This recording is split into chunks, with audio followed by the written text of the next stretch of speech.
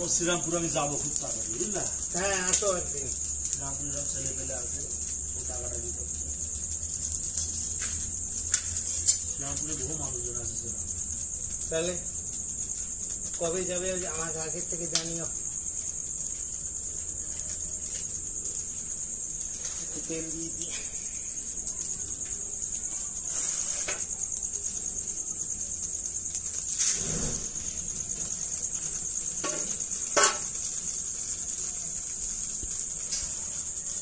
কবে জ্বলতে জ্বলতে আমার দাড়ি তার হয়ে যাবে।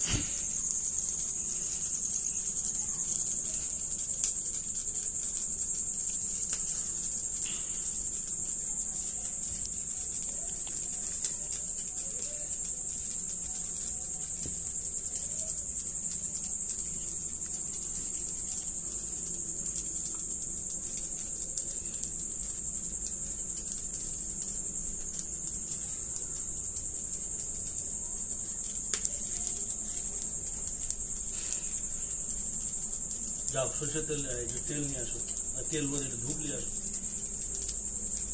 যাও যাও নিয়ে আসো,